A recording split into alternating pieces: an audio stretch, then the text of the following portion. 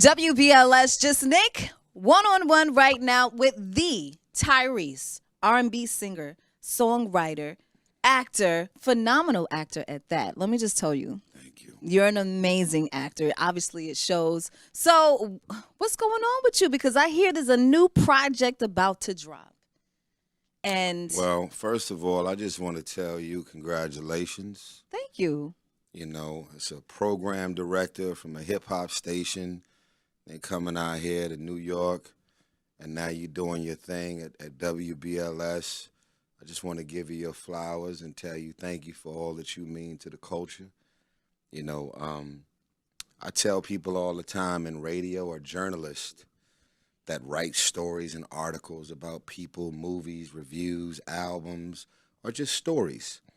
I say, after you do something for 10 or 15 years, most people actually lose touch with how effective or impactful their words are. You could actually have all your listeners who tune in every day because they love you, and when they hear you get excited about a song, they get excited about a song. Facts. If it was introduced any other way, it could be landing different. Facts. So for all of the lives and careers that you've affected from just putting your energy and your stamp on it, praise God for you. Praise God. I love that. Thank you. You're very welcome. Let's put the focus back on you. See, that's uncomfortable. The focus is on you. You want to put it back on me. Yes, because you have accomplished so much. And I'm excited about this new project, but I want to talk about the single first because, one, it sounds very classic, right? But then when I listen to it, Don't Think You Ever Love Me sounds like some pain. So you've been through some things, obviously. Yeah. Ooh, this face you're giving me right now. Well, I didn't go to media training. I haven't figured out how to express my feelings into a sound bite. I haven't figured out how to put a filter on it, how to cut and paste it. It's my truth. I was with a woman named Samantha for 5 years. We got married. We had a 1-year-old beautiful child named Soraya. And she just left me out the blue. And never came back. And I never cheated, no physical domestic violence, no side chick, no infidelity, nothing. No going through my phone and seeing something was going on, nothing. As a matter of fact, it ain't funny, but the running joke is the only other woman I kissed in 5 years was Naomi Harris' forehead in the movie Black and Blue. Didn't even get no lips out of it, So you don't think she ever loved you? I don't think she ever loved me. Because if she did, it wouldn't be that easy to leave. So, I wish this was somebody else's song, but it's mine. I wish this was somebody else's album. Beautiful Pain, it's a double album. The whole album is live. And, I don't want to be singing about no shit like this, But I love what I do when it comes to music. I respect life. I respect the highs and the lows of life. So many people want to pop champagne their whole life, and when it comes to those peaks and valleys, most people will blow their heads off. I lost my mom on Valentine's Day last year. My father died the same year. My ex-wife now filed for divorce and don't love me enough to explain to me why. I got a 1-year-old who's now being raised under 2 different roofs when my whole goal was to break that generational curse of so many divorces in my family. And I'm not playing victim, I'm not going to sit there. I'm not gaslighting. I'm not bashing this woman. I'm just telling my truth, I don't know what she was in it for. I don't know what the agenda was. I don't know if But it was she never about... complained or said what the issue was with her? The last complaint that I heard from her before it was over was after me working 3-4 weeks on 2 different music videos, which one of them starred her as my leading lady. Right. Black Excellence, Google it. Black Excellence featuring Rick Ross. She was the leading lady in the video. And then I did another video with CeeLo Green called Legendary, Yes. dedicated to Breonna Taylor, George Floyd, Eric Garner, and Trayvon Martin. And after working day and night, wall to wall, casting, location scouting, writing, directing, recording, and doing everything that was needed, I ran into Samantha in the kitchen one night and she asked me, "Are you not attracted to me anymore?" And I said, "What the fuck are you talking about? What's going on?" She's like, "I'm just asking, are you not attracted to me?" I said, "Babe, we just did 10 full months in quarantine. Laughter, jokes, movie night, date night, sex was flying. I've never not traveled, been on calls, meetings, and anything ever in my life. I gave you 10 full months, and while quarantine was a negative, it became a positive for us. It helped us to hit the reset button around our marriage. Are you looking to file for divorce? You gonna divorce Denzel because he's in character for a movie? You gonna divorce LeBron James because he wakes up at 4 a.m. to go to practice? You knew exactly who I was before we got together. You know I'm a singer, I'm an actor. You know I'm an artist. You know I'm committed to my. How are you processing this as you're so focused on your career, I don't matter? How did you get to that? To even say, are you not attracted to me anymore? So Well, then that's she two left different me. things, though. She left me. It didn't sound like a time issue because she wanted to know if you were attracted to her. So were you doing things after the fact that made her feel like she was wanted by you? If you water the grass for 10 full months and every box in and around showing your wife how much you love her and how much you're attracted to her and how much you desire her, every aspect of her, how does that all go away in 3 weeks after 10 full months? So I don't really know if that has anything to do with me. You feel like more it was so it's something her. else going Something on. else. And, like I said, my mom taught me, rest in peace, that when somebody's looking for an out, they're going to find it. Mm. Well, the album's called Beautiful Pain. So obviously you see the light at the end of the tunnel, right? What does naming that mean to you? That's not the right context. Well, Because well, I it's don't see the beautiful pain. light. It's an oxymoron. So why name it that?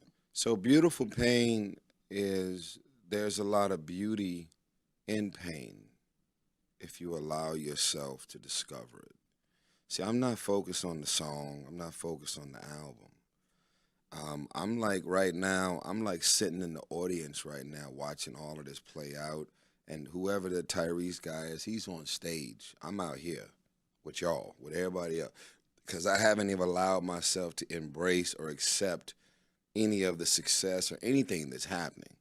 Because I'm still, triggered and traumatized over what happened. Now, I'm in a new relationship. I've been with my girl now for 2 years, and she's incredible. She's sweet. She's kind. Probably the most patient and nurturing woman God could have ever sent me, because there's nothing more uncomfortable than getting in a relationship with someone while they're in the middle of a departure from their ex. That's what I was going to ask you. Have you healed? No, but I haven't healed like all the way. So why But not be single first? that's not my choice. Elaborate. What do you mean? Well, it's not meant for everybody to be alone after a painful, depressing breakup, because that's how people kill themselves. Hmm. Some people go into a state of depression and they never get out of it because they want to isolate and say, until I get all my shit together, I don't even want to give love a shot. I think love can help you to love again if you allow yourself.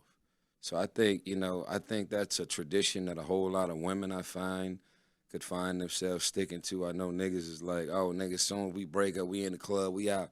That wasn't my approach. Mm. But I knew that I was so traumatized and shook and confused that I did not need to be alone, and I also didn't need to be in no clubs.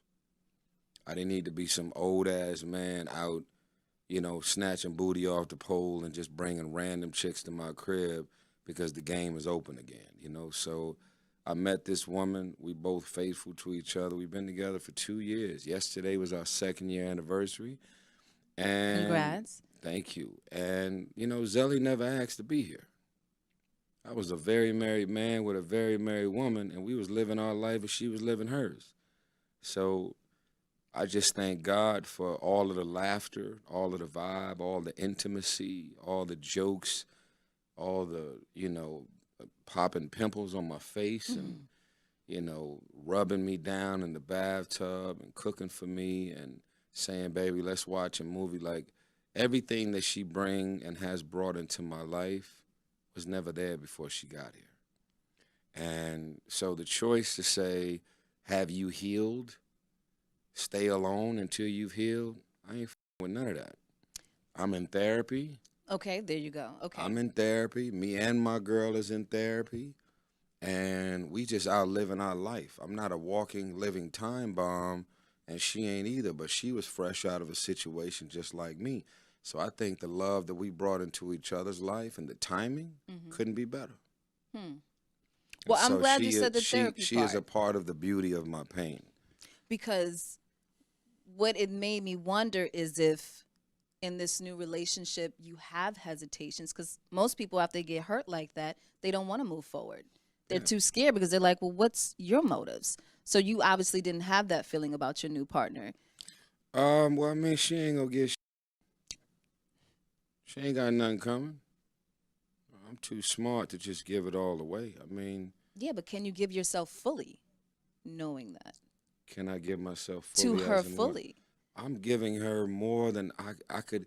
I'm giving her more than I could even imagine that I would ever be willing to give or capable of giving to anybody while I was in all that I'm in. And I'm better for it. The choice to say divorce, heartbreak, separation, courts, kids, stay at home, be by yourself, and you end up being celibate for 20, 30 years, that's bull. That's not my choice. 1 year goes by, you celibate. 2 years go by, I'm rededicating my life to Jesus and, letting him lead my life. And I'm going to church and I'm spending all these time with all these other single women and we just sitting around bashing men all day. That ain't my choice, man. I love to love. So you want to settle down? I love to love. I love the way it feels to be loved. I love to love. I love all of the complexities of all things that come with love. And my choice, no different than whatever choice you may make for you. Don't despise anybody because they're doing something that you wouldn't choose to do for you. I think if we had love staring at us in our face and we had butterflies that we're feeling in our stomach, that would be fucked up to just decide to not give it a chance when it could make your life better. I mean, you going home to a poodle and a vibrator, that's cool. That ain't a man. Well, see, that sparks a debate for me because I don't think you should go off butterflies. I think it's false, a false reality. I disagree. That's your stomach. Yeah. We could agree to disagree. No, I'm just letting you know that whatever you may have to say about your process and your feelings, that's your reality. And it's I don't okay. My opinion is not an opinion that anyone should like, love, or agree with. I'm just making people aware of my perspective, and I want people to consider, not a bully, consider what I'm saying because it worked for me. I'm able to tell you that after my recent heartbreak, I didn't think it would be possible to like or love or ever allow myself to be liked or loved, ever. And then came God. He said, I'm going to send you exactly what I know you need. I don't have a mother anymore, so he sends me Kim Burrell. Everything that your heart desires, when you have an intimate relationship with Christ, you're not looking for people to agree. This my pain. This my story. This my process. Mine ain't got nothing to do with yours. Yeah. I don't know what that man did to you. I probably couldn't even give you no advice about what you and your man had to survive or what you went through. I'm not going to grab nothing out the sky. Some people go through things that other people just can't relate to. So to say this is what I would do and I would never do that, I don't know. That's you projecting. That's gaslighting in itself.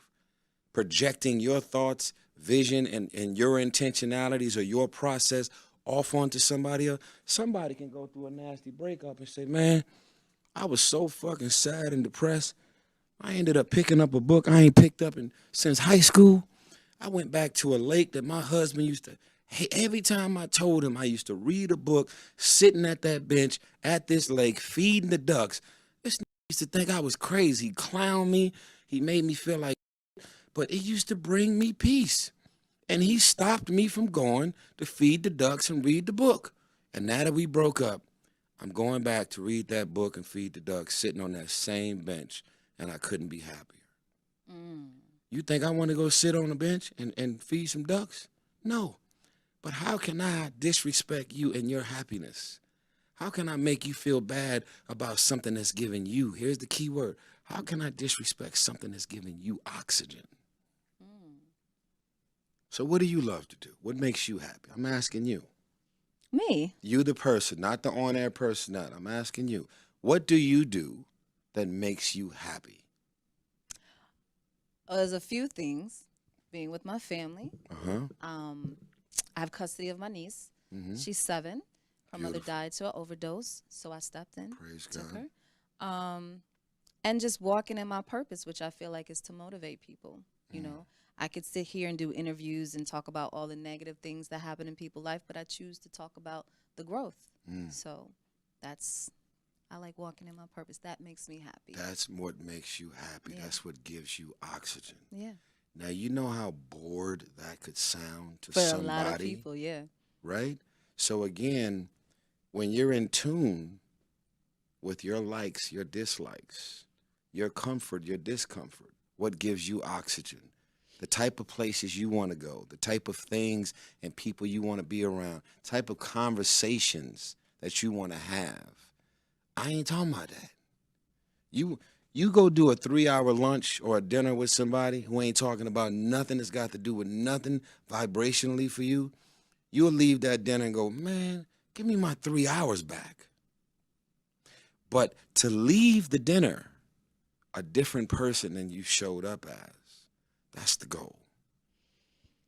Well, let me ask you, because you dealt with the breakup, Yeah? and most people have a hard time forgiving. Mm-hmm. Have you forgiven? No. I'm not there yet. I will get there.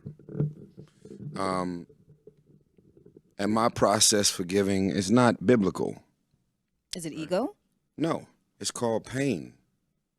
And I'm feeling it. But and is I'm it- still, Ego that won't allow you to forgive. no, if it was, I'd tell you. I'd tell you right now. My ego and my pride of her just leaving me and I'm Tyrese and I'm worth this and that. I can't forgive her because who she thinks she is to leave. That's not it. That's not how I feel. Those are not my feelings. I have not forgiven her because I just can't really process what happened. And I think I want to describe this, and it's just an analogy for the mature and smart folks. There is a very big difference in dealing with the death of someone who has cancer and they're in chemotherapy. It came back, it went away, came back, it went away. Then at a certain point, they transition. That death is the same death that you would be crying about versus a tragedy, a death that happened out the blue that people can't even explain. That type of death takes much longer to process and heal and recover from Yes. than the one that you've seen as a slowly but surely transition happen. But your mind was prepared for the day that you're going to get the call that it's over. But to wake up on a Wednesday and say, I was just on the phone with him on Tuesday, and then all of a sudden, you're Paul Walker and you die in the car crash, you can't process that shit. I You agree. can't process it. So I just need everybody to allow me some grace, no different than what you should ask God to allow you, and say, look, man, your process is your process. There are grown-ass men with full beards and voices deeper than mine who are still not over them being sexually assaulted when they were 7. And a trigger isn't a trigger if it doesn't exist. You triggered by what exactly? Oh, I'm not triggered because the trigger doesn't exist. Oh, okay. Oh, I'm not traumatized and losing any sleep over being molested or sexually assaulted or growing up in a foster care system or being raised by crackheads and alcoholism and Crips and Bloods and gangsters and the homies being in and out of jail and police and excessive force and murder. I'm not traumatized and over none of that. I got immune to it. I got used to it. I grew up in and around it my whole life. Oh, that's nothing. Social media has helped us all to get more immune to death because you got people that will film somebody getting over stepping in to help because they would much rather go viral than to help somebody out. So we all got a process. And my process is I love me. I love her. I love the child that we created, but I don't want her back. She's already shown me where she's at with it. Just maybe there was a timeline that she had in her mind that unfortunately she never shared with me. I'm going to do this for 5 years and I'm out. I wish you'd have made me aware of that. But I'm in a relationship right now with Zelly. And this is my joy. This is my baby. We was just hightailing running through the airport this morning to get on a 6 a.m. flight. And then I'm wiping the sweat off her forehead, sitting in first. And I said, you my best friend. And I just praise God for you. And there's people that says she's a rebound, she's a mistress, he's just with her till he get his wife back. They said, what else they said? They said he's loving her and doing all this special shit for her despite Sam. Are you saying that I'm doing a bunch of amazing things for a person that wasn't supposed to be here? I'm trying to understand. For the people in the comments, are you saying to me that all of this beautiful, magical stuff in these moments that I'm having with Zelly, I'm doing it despite Sam, when Sam is the one who left me? Oh, okay. Got it. So, okay, we just going. So we just out here talking while I was with Sam. And Sam left me, and now I got a new girl. Now you talking about my girl. And Zelly was out living her best life. There was Tyrese Gibson and Samantha Gibson and Soraya Gibson. We was good. So I thought.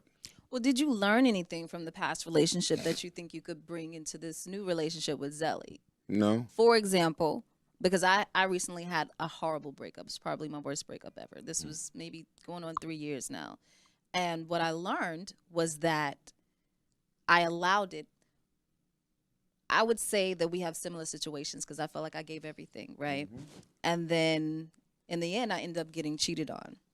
So I felt like I didn't really have closure as to why, which most people, that's why they suffer with the breakup. It's just, well, what did I do wrong? Pulling out the human calculator, trying to add it all up. Makes you question yourself. But then after healing and taking some time, it was the first time I was ever single because I'm normally in relationships back to back to back. I realized that I was triggered because it reminded me of me being adopted and how I felt abandonment issues. And so when people who go through abandonment issues, they actually cling to people.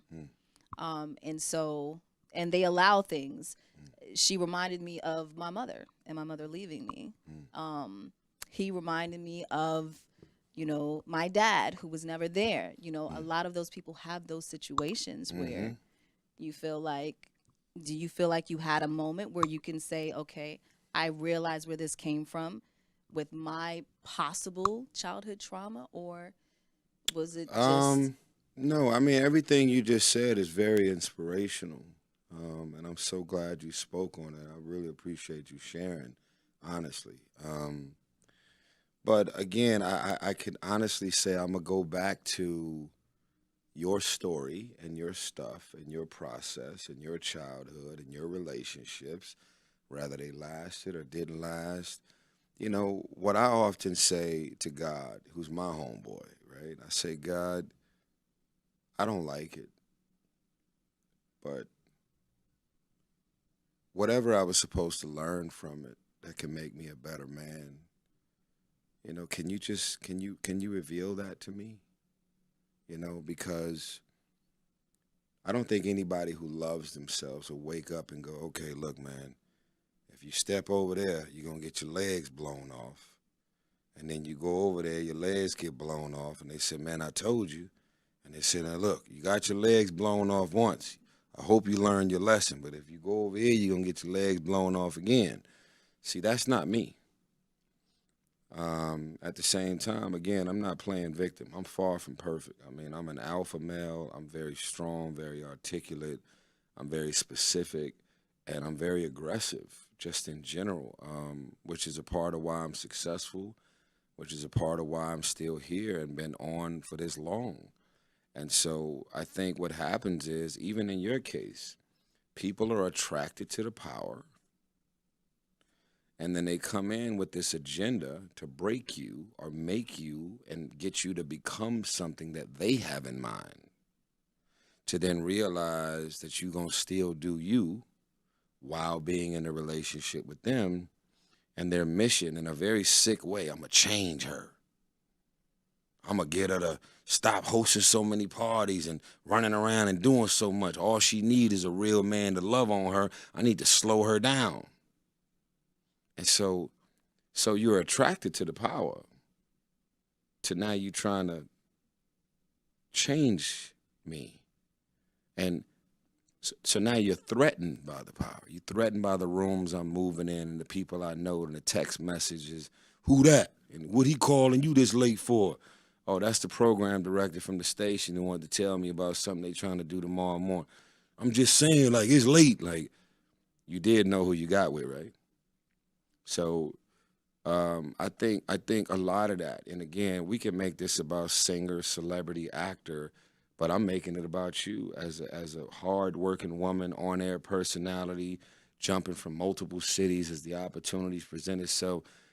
You got to have a certain type of man, just like I got to have a certain type of woman to understand that miracles can't be scheduled.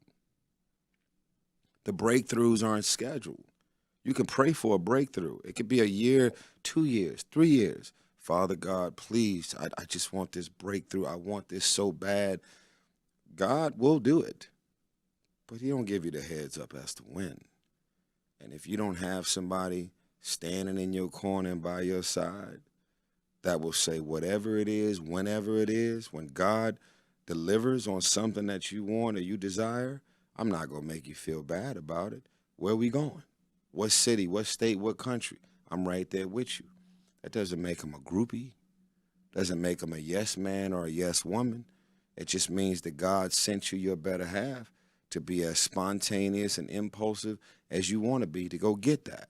Now, if you want to work FedEx and you know what time he's going to leave the house, pack a lunch, put on his uniform, you got about 15, 20 deliveries, and he's normally home by 7:30, go find that. He's right there. Some women love routine. Mm-hmm. And anything about breaking up the routine gives them anxiety. It's too much. Where are we going? I needed more time to.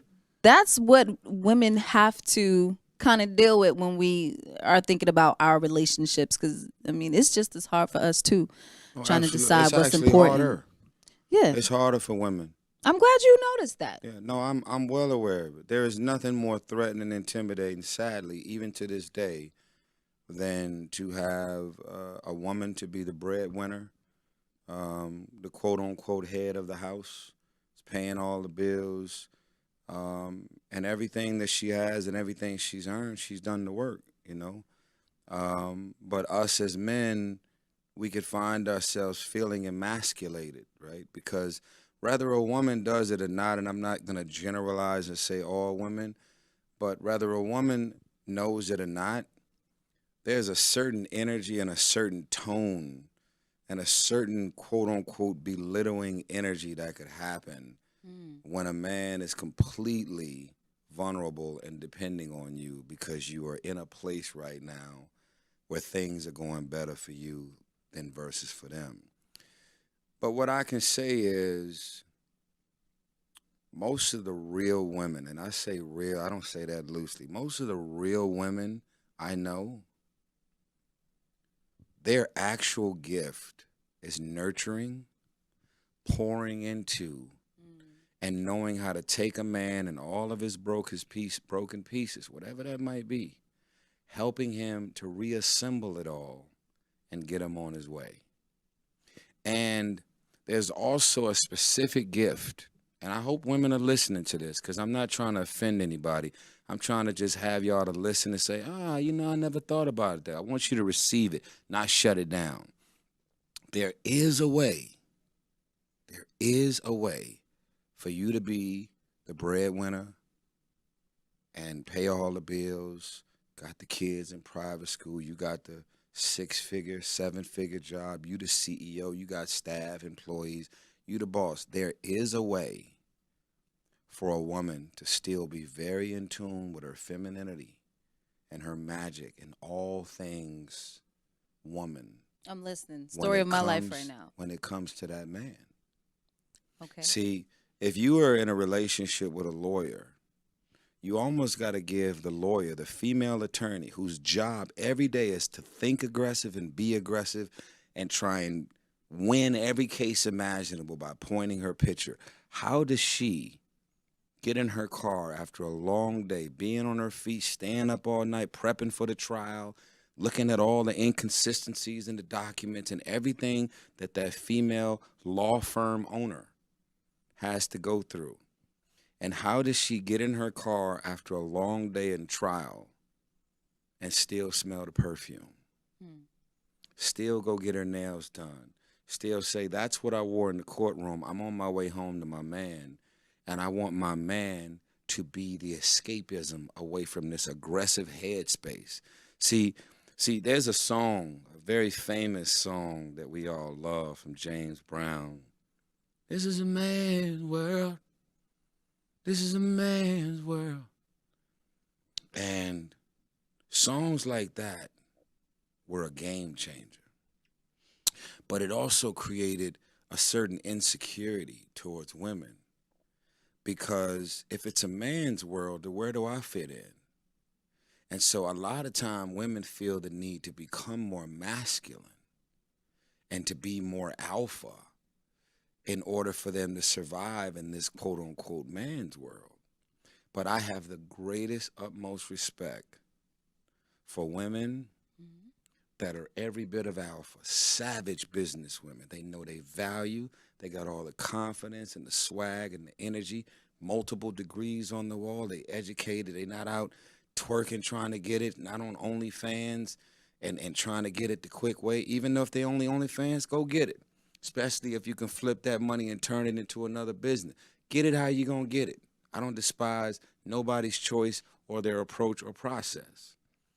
But to be a pit bull in a skirt and still be in tune with your femininity and understand the light switch. Okay, I'm headed home to my man and I'm gonna pull it together. I'm gonna get out of this that I've been on all day. When I walk in that front door, light switch.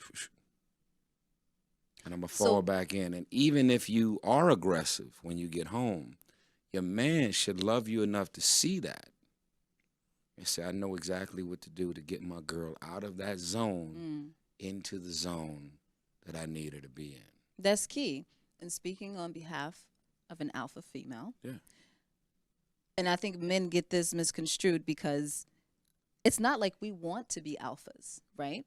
But if I'm with a man and he wants to lead, I want to trust that you will lead me the right way. And so when we feel like we're with someone who may not be, may need to step up their game, we will step ahead of him because at the end of the day, stuff has to get done. Yeah. So which is a saying that an alpha woman that's very aggressive, ambitious, or overly ambitious, whatever they want to ping y'all to, that opportunity to become girly and femininity and smell the perfume and like, when I give you these roses, do you actually see them? Do you smell them?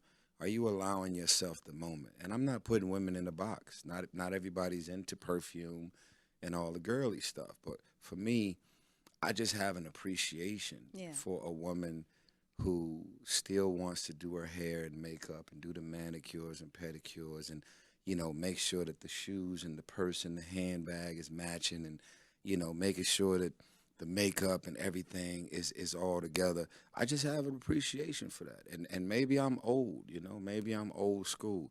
I want my girl to be my homie, but not really. I don't want you to be a boy. I want you to be the homie. I want you to be my best friend. I want us to be laughing at people don't understand, but it should be a very clear distinction, in my opinion, between me and you, and our roles. And guess what? This is what I would say, right? As a boss, as an alpha, as a very overly aggressive, ambitious, aggressive man, I tell all my female employees who are all bosses, they work their asses off day and night. And I say these words.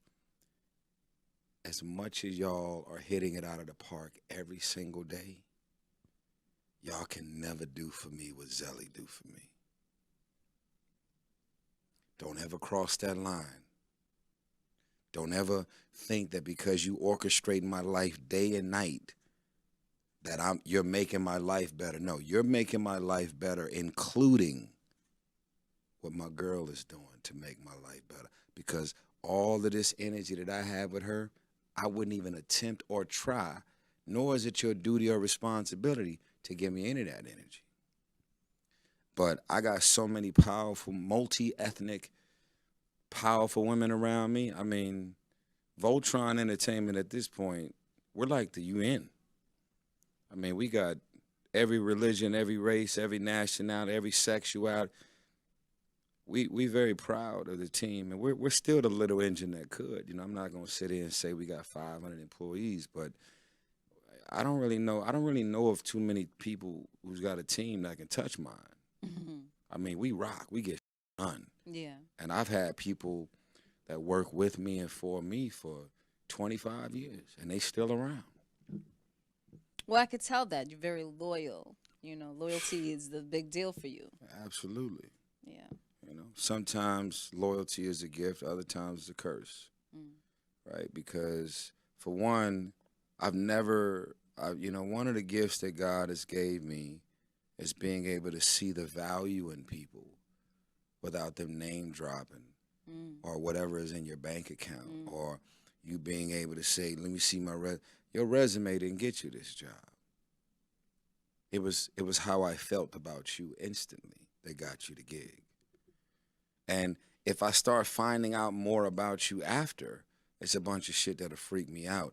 But I'll just pray to God that all of these different things that I found out about you, you'll love me enough and care enough about me to not bring any of that energy this way. But your resume didn't get you here. In most cases, when I work with a producer, I never hear the songs that they produce for other people in order for me to say, come work for me.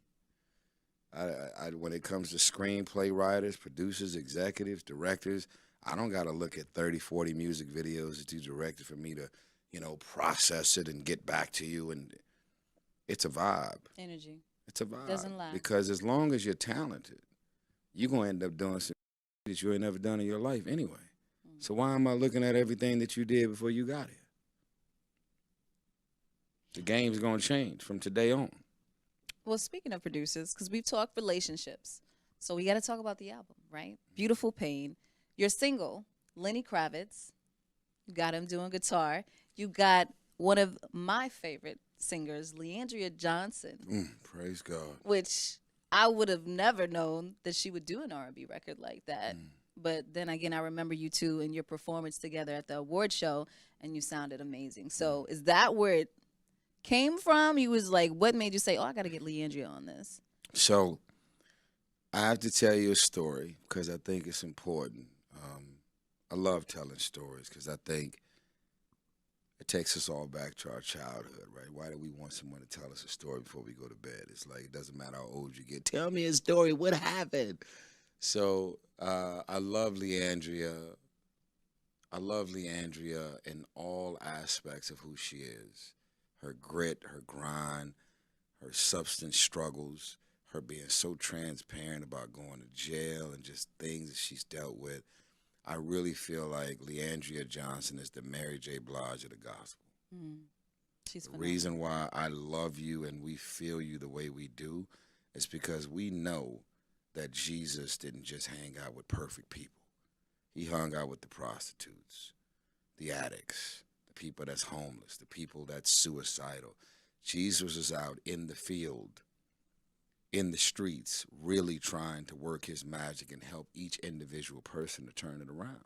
So what if a gospel singer who sounds as amazing as Leandria Johnson, who's announced that she's had substance and alcohol issues over the years, what if Leandria suddenly becomes the most relatable gospel singer Mm. that can help more people to stop drinking because she's willing to be transparent about one of her struggles? Mm. See, there's so many people in gospel to me that are painting this perfect picture and they're losing souls. We see that fake hairline. Mm-hmm. We see all that makeup. The men is wearing more makeup than the women. You know, as far as pastors, all of them. See what's going on? Everything has to stay grounded. We have to do whatever it takes to stay tangible and relatable. And the days of us turning a profit from creating these false narratives and false perceptions and trying to convince people that I'm this when you're really that, people are exhausted with that, man. Mm-hmm. And I just have an appreciation for Leandria, Pastor John Gray, Aventer Gray, um, just all of the men and women of God that I respect and love personally because of the level of even Kirk Franklin. I just love how transparent Oh, he's sex very. addiction, Yeah. this and that. I mean, over the years, you know, the fact that this man has been on for 30 years, I've been on for 25 years. It's like, truth be told, man, who I was 30 years ago ain't got nothing to do with who I am now. But for me to rob our young people and our young generation of the opportunity for them to know that I was fucked up, I really did struggle. I've been through some things. I was addicted to porn. I used drugs. I drunk. I used to go to strip clubs, whatever. Like, tell the story. I know where you at now, but tell the story of who you used to be. And also, more importantly, give God all the glory pertaining to all that he brought you through. Mm. That's how you bring people more to the kingdom. I don't want to see the fancy custom suit. I don't want to see the shiny building with the 40,000 seats, you know, in the arena and seeing how many people are showing up to hear you preach. I want to hear about the stuff because I'm dealing with the stuff. If I wasn't dealing with the stuff, I wouldn't be in church. Right. We are all imperfect people in very different times and moments and processes in our life. And we are hoping that this man of God, who has a much stronger cell phone tower into Jesus, could have God to drop something down on him that he verbalizes through his temple and touch my soul to have me to get to the other side of the things that I'm struggling with. So I go back to God as a forgiving God. And I say, yeah, he is. He forgives me. Who am I to not forgive somebody? But I'm still going to do it in my time because I'm allowed to. And I believe when I get to a place that I forgive my ex or anybody who's ever done wrong by me, then when I forgive them, it's going to be real. It's Yeah. not going to be me just, I forgive you when I really don't. Because when it's festering, and it's all up in there, and you lie and say it ain't there no more, and you still feeling it, You God gotta be honest knows. with yourself. God knows. I don't want to do this album. This Beautiful Pain album, this album's supposed to be for somebody else. I'm supposed to be still married, supposed to be still going home to my wife and my daughter. Soraya never asked to be born, to be raised in two different homes, separate from mom and dad. That's a life I grew up with. Why would I want that for my kids? You know, that's a lot of people's story, though, especially nowadays. And the message, the inspiration that you're going to give somebody from having to go through this personally, they'll be able to listen to you more than they will somebody who has two parents in the home.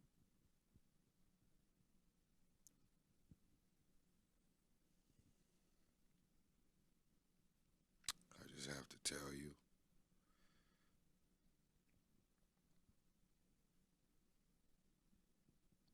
I've never shared this publicly.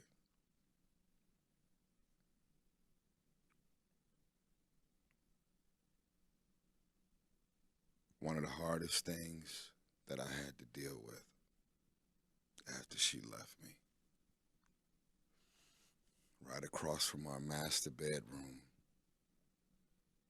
in Atlanta, is my office. As soon as you open the door, my office is right there.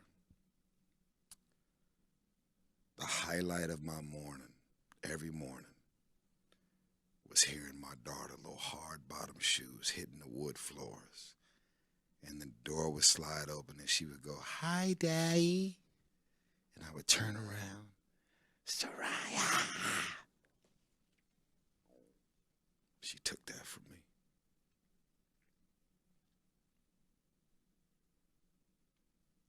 She took that from me. She took that from me. So yeah,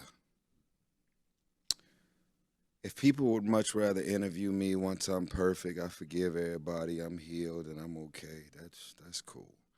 Maybe I'll stop doing interviews. But right now, no different than Mary J. Blige when she sang from her heart about all of her stuff.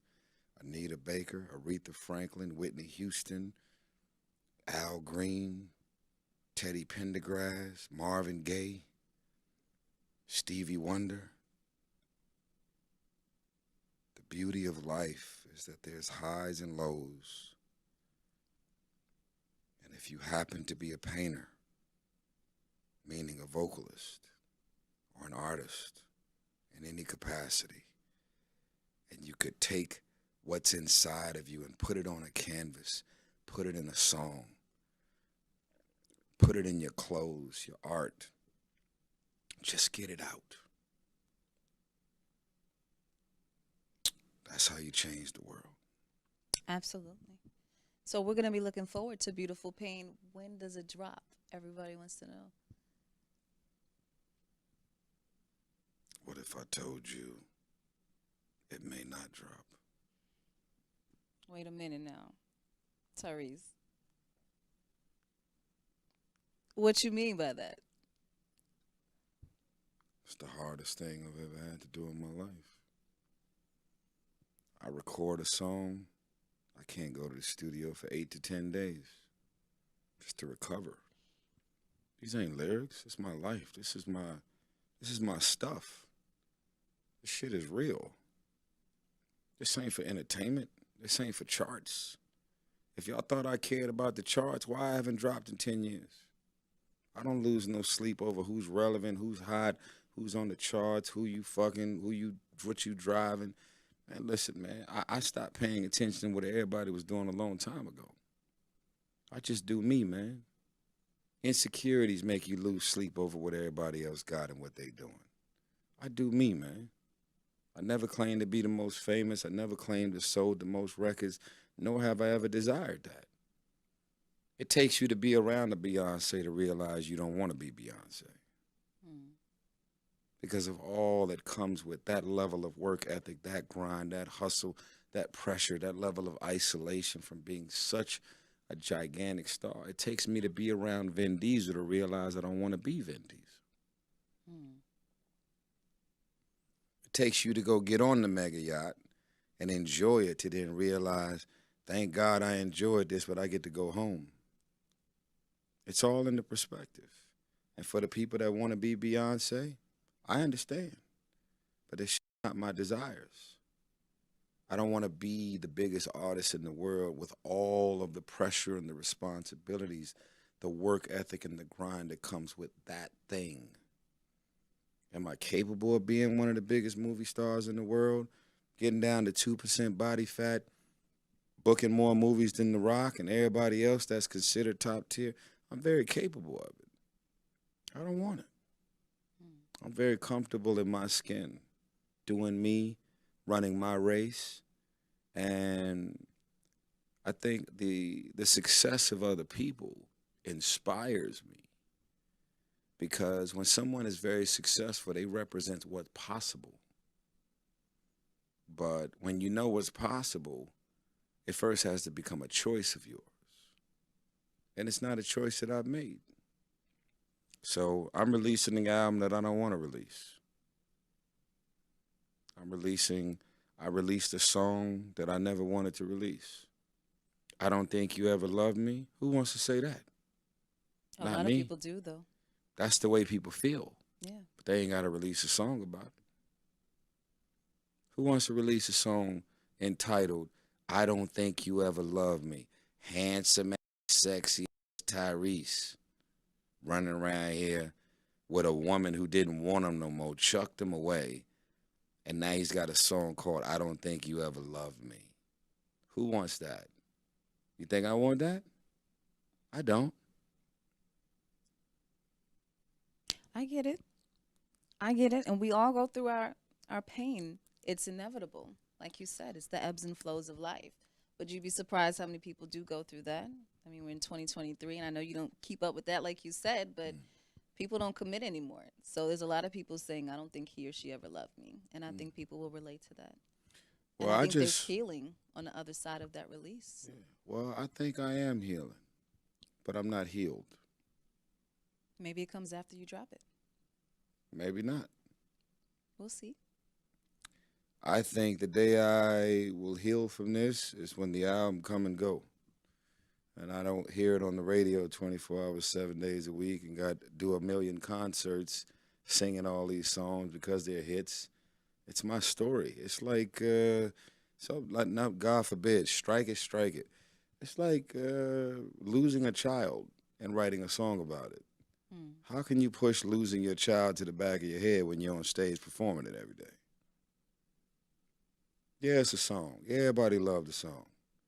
That was my child. It's different. Yeah. So, again, chasing the charts is not a game for me. Being relevant, I'm completely irrelevant in music. I got some hits. I've sold some records. I've done some damage to the game. I got real fans. I got it. But I'm not the biggest and most successful R&B artist out there. And I don't even drop that often for me to be that. But I'm just grateful that I'm still alive, and I'm grateful that I still matter in music. Almost definitely.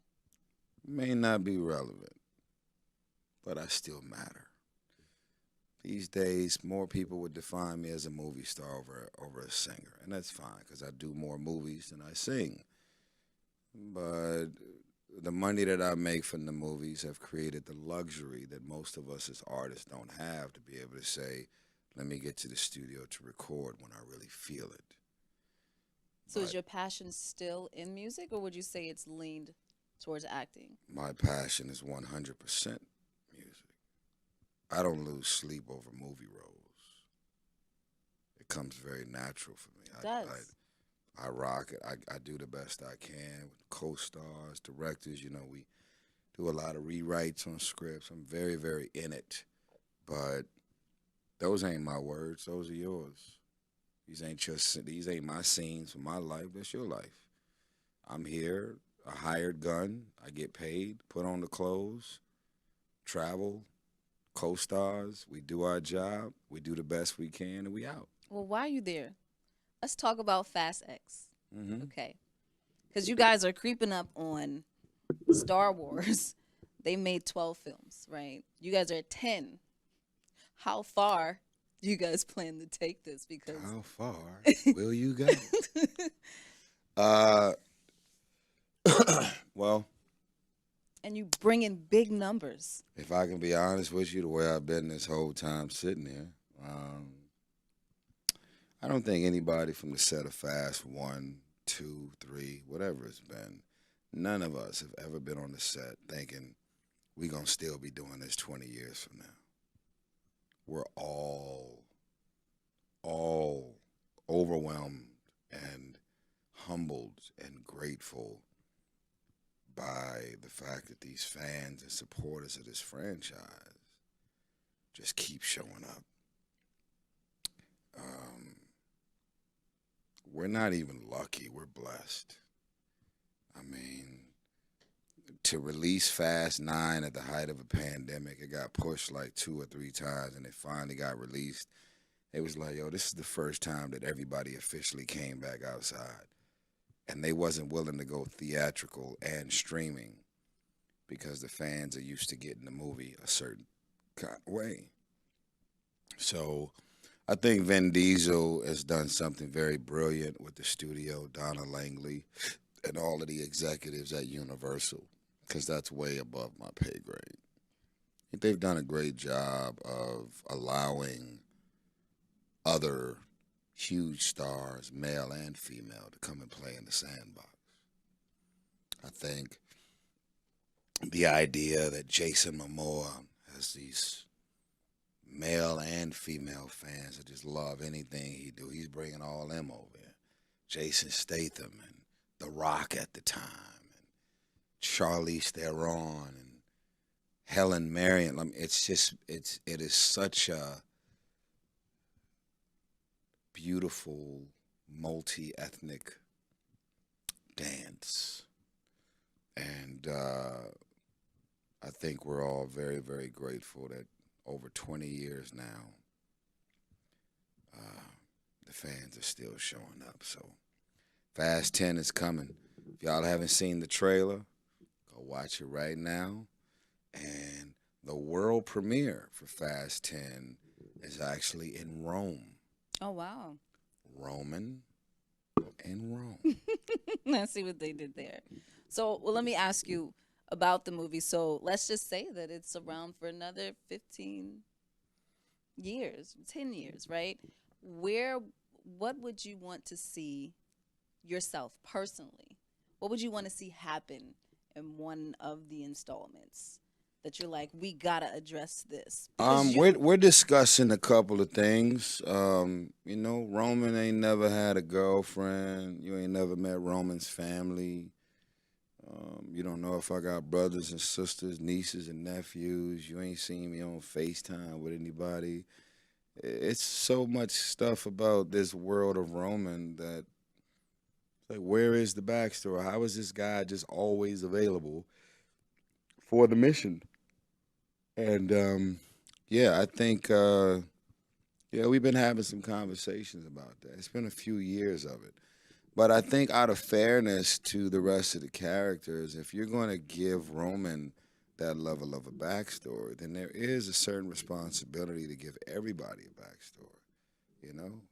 Who is Ted's family? Who is his people? Where's Michelle people? Rodriguez, where's Sung Kang and his family, So I think once you open up that door,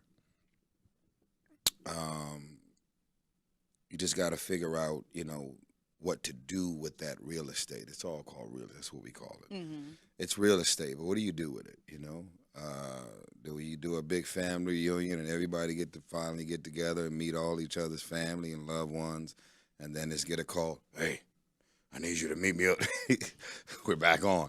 Mom, I love you. Mom, I gotta go. You know what I'm saying? So, Yeah. but yeah, it's coming. I gotta get out of here. I appreciate you. Beautiful Pain is coming. I'm gonna pray for you Thank you. and your recent heartbreak, and whoever fault it is, don't matter. Just stay focused on every 24 hours. Oh, yeah.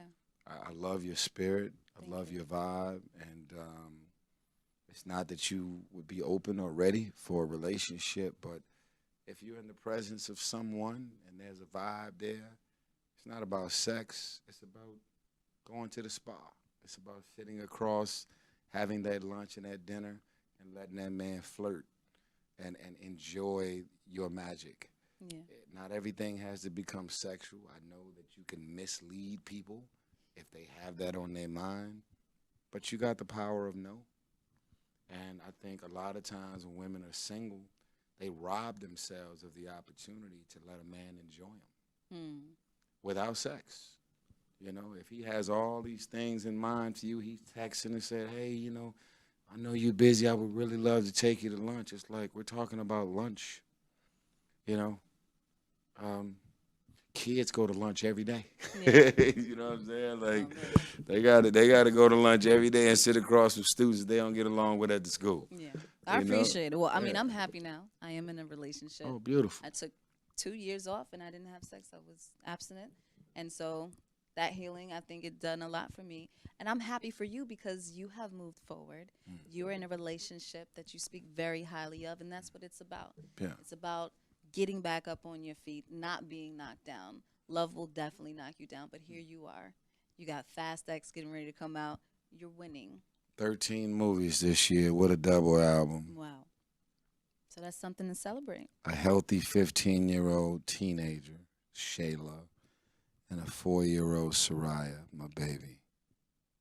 And in closing, I'm going to tell you some advice that nobody asked for, but I'm going to give it. My pastor and my therapist said, don't let life stop you from living life.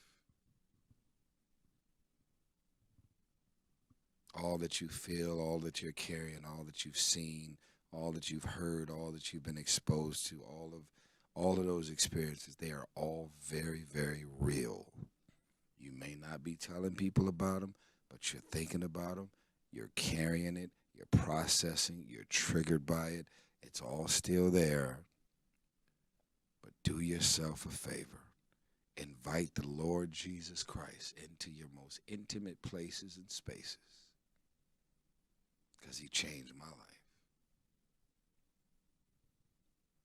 And make the decision that you're not going to let life stop you from living life. And don't worry about how fast your homegirl got over him or he got over her and moved on. You run your race, and you'll feel much better about it in the end. Don't tear nobody down because they want to be celibate for 2 years, and you may have been single for 2 weeks and you out fucking and partying. Don't judge nobody on either side. Everybody has their process, and I'm in the middle of mine. And I think when it comes to this album, because that's what's on my head right now, I think talking about it for me is a part of my healing process. And most of us as men, we get attacked for not being vocal or expressing our feelings or our vulnerabilities. We get attacked. Why you won't just talk? You know, just tell me what you're thinking.